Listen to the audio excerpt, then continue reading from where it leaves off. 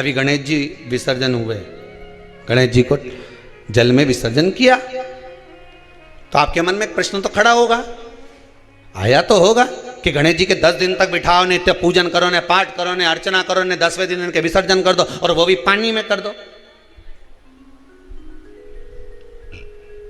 पानी में विसर्जन करो।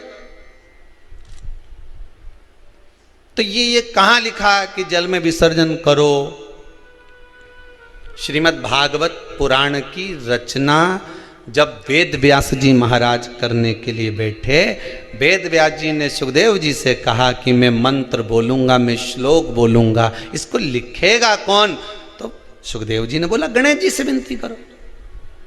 गणेश जी से कहा कि आप लिखोगे? गणेश जी बोले मैं लिखने को तैयार हूं, पर बोलते बोलते तुम रुक गए तो मैंने भी लिखना छोड़ दूंगा, उसके बाद मैं भागवत को विराम दे दूंगा, मैं आगे नहीं लिखूंगा। अब वेद व्यास जी बड़े चक्कर में पड़ गए, क्या करें? तो गणेश जी से कहा मेरे श्लोकों में कुछ गड़बड़ी हो सकती है, उसमें से गलती को छांटना पड़ेगा, फिर लिखना पड़ेगा। कितना सुंदर संबोधन श्री वेद व्यास जी ने कहा कि मैं जो श्लोक बोलूंगा आपको लिखने के लिए है, उसमें मैं कुछ गलती करूंगा, उस गलती को छांटना है, तब श्लोक लिखना है।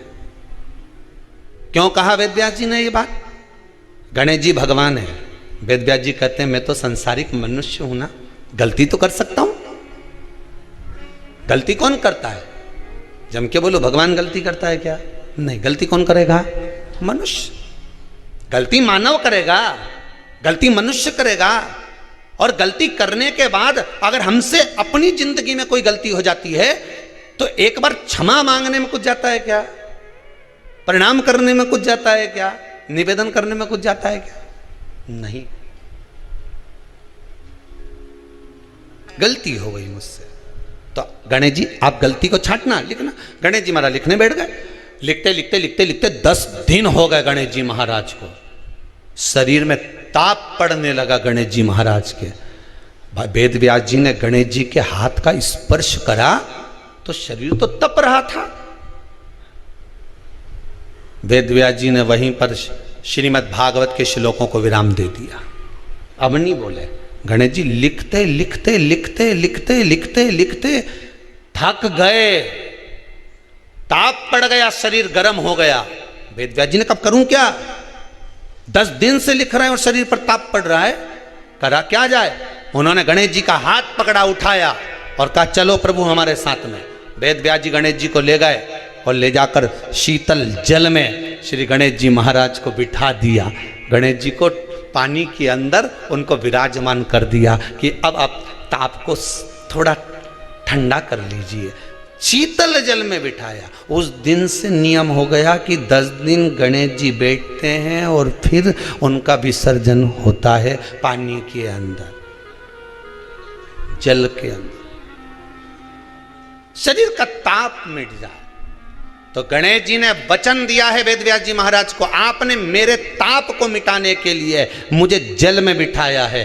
जो मुझे जल में विसर्जन करेगा मेरा ताप तो मिटेगा ही, साथ में जो मुझे जल में विसर्जन करेगा उसके जीवन के भी ताप को मैं मिटा दूंगा, उसके जीवन के ताप को मैं मिटा दूंगा। पर करो गणेश जी का विसर्जन, मना नहीं है हो, पर अच्छे से करो रे हो। अब मैं छोरा छोरियों ने तो निशाना लगाए और महाराज सबसे आगे पहुंचा तो इधर वाला ने इधर से फेंका, हो गया।